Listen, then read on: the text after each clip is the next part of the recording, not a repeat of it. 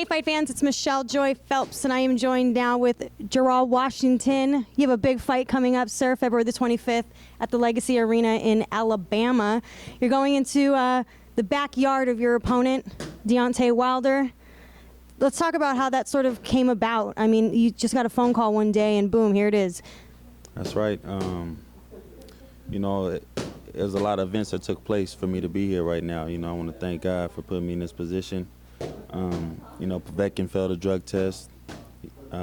Chris Arreola got the call. Deontay Wilder got hurt. Povetkin was supposed to fight Tavern again for the interim championship while he was hurt. He failed another drug test. Then Wilder picked another opponent. He failed a drug test, and all those things had to happen for me to be here right now. So I got my opportunity. Al Heyman set it up. I want to thank him and the Bomb Squad for choosing me as an opponent. They could have picked anybody in the top 15, and I got the nod. So good thing we were ready and prepared for the moment when we got the call. You know, we'd been in the gym. We stay in the gym, so it wasn't too hard. We only had a month of preparation, but that's enough time for us, and we'll be ready.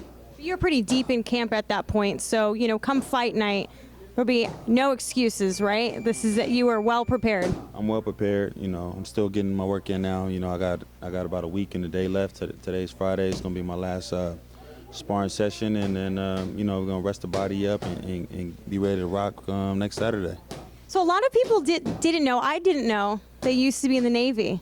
So not only were you a USC football player and you were in the Navy, how did those trades sort of help you in boxing? Well, you know, I started. I was in the Navy for 4 years after high school, but before that, I had ROTC for you know, all through high school, and for 4 years, and that's where I fell in love with the military, and then, you know, I wanted to go off on adventures and stuff like that and see the world, so I decided to enlist in the Navy, and I learned a lot, you know, being in there. You know, I learned how to set goals and just work, you know, work towards that goal and accomplishing a mission. You know, that's one of the biggest things I learned. You know, I had to. Everybody has to work together as a team to accomplish a mission, and that's kind of like what we got here. You know, I bring that to the team here. Everybody has their job to do, and we're all working and we all put it together, and now we're here. You know, and the SC. You know, I got to play football against the best guys in the country. You got the best athletes in the United States that come together at one school. You know, they were getting ready to play in their third national championship game. Man, it was the best of the best, the cream of the crop. You know what I mean? So I got to be a part of that, and I got to compete against the best, and that's what I'm doing now. You know, I get to compete for my first world title, and I'm just ready. I'm ready to go. I think initially a lot of people, they instantly want to go to the fact that you have only been a professional for 4 years, but you've been an athlete your whole life. So, you know, you have that athlete training, that athlete mentality, the discipline that it takes to be a boxer, a professional boxer. Yeah, definitely. I got that. You know, I came up playing sports. I boxed as a kid in Vallejo, California at the Mega Boys and Girls Club. I played tennis, you know, and I played, you know, football my senior year in high school. I always play, you know, sports on the streets and stuff like that. I've always been active in my life, and, you know, I'm grateful for all those little things, you know, put me in this position. But like, I'm still learning. You know, I'm young to the game of boxing, but what I made the most of what I have. You know, I learned how to use my body well. I watched the big fighters, the classic fighters like Lennox Lewis, Vitaly Klitschko, Vladimir Klitschko, and I grew up watching guys like Mike Tyson and Julio Cesar Chavez, man. So I just try to take a little bit from everybody, Bernard Hopkins, Andre Ward, Floyd Mayweather, and just try to make a mix and just try to understand boxing. I have a great trainer, John Pullman. He's a great teacher of boxing, and we learning on the job. You know what I mean? It's learning on the job, but we definitely feel like we're prepared for a Deontay Wilder style. You know what I mean? That's one thing that we do feel confident in, and it's time to go, man. It's time to go to work and test what I have. You know what I mean? If you can never move up in life or whatever you want to do if you don't take the necessary risk or tests that you need to do. You know, you got to pass these tests in order to move on, and that's what we're here to do. Being considered the underdog, how do you use that to motivate you? What do you pull from that motivates you? I got a bunch of negative comments coming in, but, you know, I also have the positive ones. But the way that I look at it is, we know what we have in Deontay Wilder. Deontay Wilder is big and tall, strong, knockout power, 37-0 with 36 knockouts. You know, he's been to the Olympics. You know, he's fighting in his backyard. Yeah, okay. Do I consume myself with that? No. Deontay Wilder is Deontay Wilder. Me, I'm worried about me and my game and just making my game stronger, you know, preparing the best that I can and make sure that I got a tight camp and then my body's feeling good and just, you know, just being smart in the ring. That's what takes me to the next level. I'm not just fighting out of just, you know, brute strength and athleticism. A lot of people criticize me early in my career because they think I should be fighting a certain way. I was learning the game of boxing. I had to understand what was going on. I wouldn't be here in this position if I was listening to everybody else, you know what I mean? Because it only takes one shot to be knocked out, you know what I'm saying, and for your career to go a different path. So, you know, we did it on our time. I understood the lessons as I got them, you know, and I was able to grow, and now I'm here. What do you make of Deontay Wilder?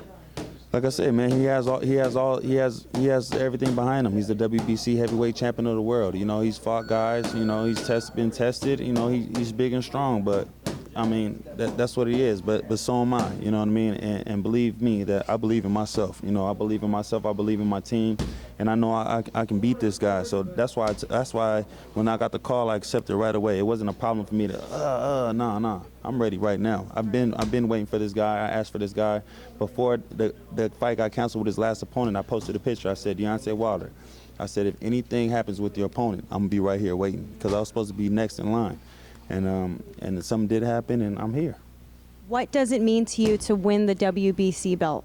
It means the world, man. It means the world to me. You know, they're gonna have to put some respect on my name. You know, I get to fight. You know, I get to fight the upper echelon guys in the boxing world, the heavyweights, the top heavyweights, the guys like Anthony Joshua and Vladimir Klitschko, you know, Tyson Fury if he gets back in the game, you know, all the top heavyweights all around the world. It's like, you know, it's a dream come true to be able to do this and be able to travel and to go, you know, to see this, you know what I mean, and to experience this. You know, I didn't get to travel too much in the military, but this is going to be another part of my life that allows me to do that. You know, I always wanted to be that, you know, a person that traveled as a kid, you know, so this is going to give me my opportunity to do that and to touch so many lives and to be inspire and be an example for kids, you know, and people, you know, my mother being from Mexico, my father being African American, all this hatred and racism stuff going on right now. I get to touch those lives and give them something to look up to and look forward to, you know what I mean? So I'm be that shining example and just try to be a great role model for these people. You started boxing later on. You were 30 years old when you started boxing, which is later than most people because they usually start as children. Yeah. What would you like to say to people who maybe consider it? They're in their mid-20s or whatnot, and they're considering the idea of turning pro? Because look at you. You're having a world title shot, and you turned pro 4 years ago. Yeah, I started as a kid, though. I did start as a kid. I was maybe like 8 years old when I started boxing. I got to box a little bit through high school and just get a feel for it. So when I got back into boxing, I wasn't just you know, fresh to the sport. I brought some of the best athletes here from USC, my school, my alma mater, and I brought them through some boxing training. You know, some guys picked it up, some guys were a little funky, and they were great athletes on the field, but just when it comes to boxing, they were a little uncoordinated. You know, not saying that they couldn't be taught, but it wasn't just a natural movements for them yet. And but you can do it, man. You can do whatever your heart, you know, aspires. It just all you got to do is put in the work. You know, a lot of people are gonna be saying stuff. Oh, you too old to go to college. You too this. You too that. No, don't worry about that. You go in there and you do what you love, and that's all that matters. Just whatever it is in life, man. If you do what you love, you put in the work, you can accomplish whatever you want to do. And would you? I'm not looking past Deontay by any means. I'm just out of curiosity. Would you consider going over to the UK at any point and fighting there? Of course, I would love to. Like I said, I would love to travel the world and do what I love. You know.